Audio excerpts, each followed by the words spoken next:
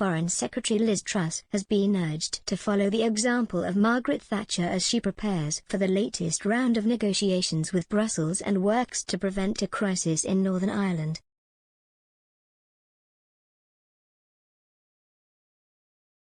Ms. Truss is expected to travel to Brussels next week to try and thrash out a deal on problems with the Northern Ireland Protocol, which she fears are a threat to peace.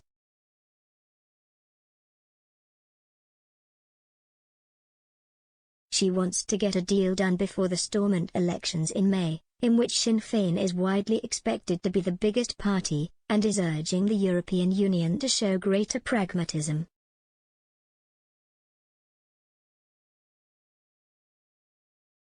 Brexiteers are pushing Ms. Truss to demand sweeping changes to the protocol and not to settle for changes to customs checks arrangements.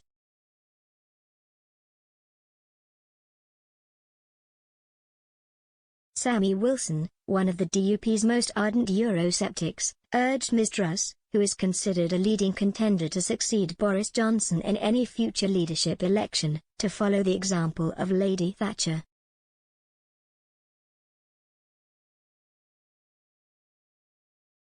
He said, Mrs. Thatcher won the heart of her party and the country by famously standing up to the EU, defying their unreasonable budget demands in the 1980s. Acting as a true leader who spoke the language of the ordinary people of the UK and was not constrained by the diplomatic doublespeak of the civil service establishment, she threatened to use her handbag on the intransigent EU politicians, and she succeeded.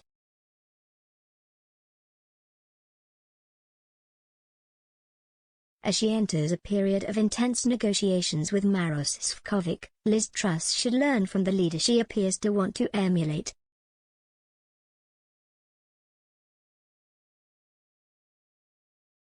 Mr. Wilson warned Ms. Truss against striking a deal which failed to address his main concerns about the protocol, which is blamed for disrupting trade between Northern Ireland and Great Britain.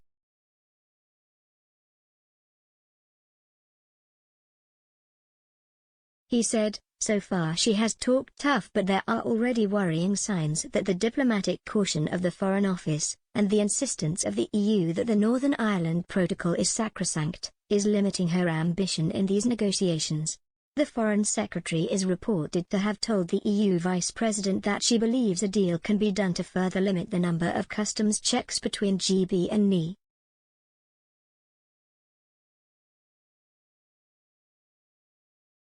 If this is the extent of her negotiating objectives, then she will not even have scratched the surface of the damage which the NI Protocol is doing to the integrity of the UK, the sovereignty of the UK Parliament in its own country, the undermining of the constitutional position of NI as part of the UK, the damage to the peace process in NI and the institutions which underpin it, and the economic damage which is being done to the NI economy.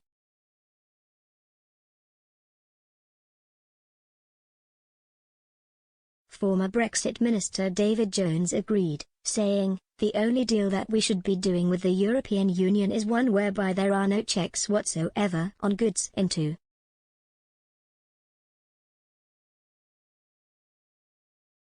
Northern Ireland, and the jurisdiction of the European Court of Justice is removed completely, so it has no say even in interpreting law. Their current arrangements are damaging the constitutional integrity of the UK, and furthermore they are positively undermining the Belfast/Good Friday Agreement."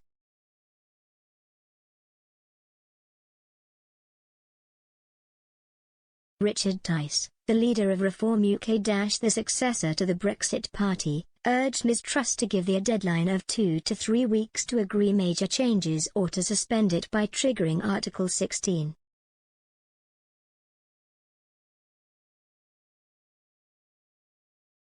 He said, "They have to know we are serious and not going to be pushed around."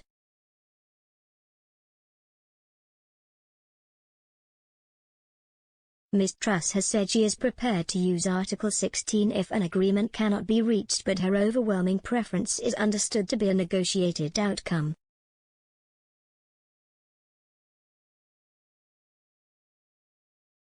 A source close to the Foreign Secretary said, "Fundamentally, the EU will need to be more flexible if we want to get a deal. Liz's top priority is defending peace in Northern Ireland."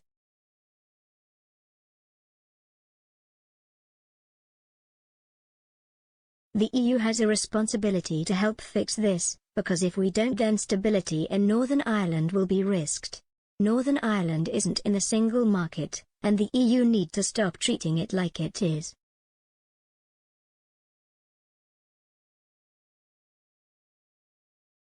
We need to see more open-mindedness and creative thinking to get a deal done, and that's what we hope to see over the next few weeks.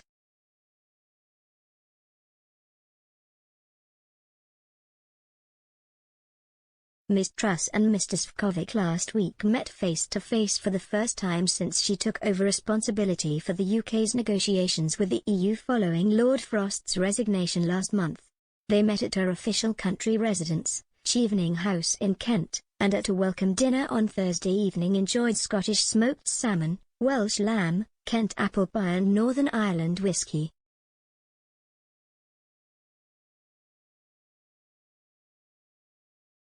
The DUP's Mr. Wilson said, "There is no harm in Liz Truss having pleasant dinners with Maros Šefčovič, but she should keep the handbag under the table ready for use."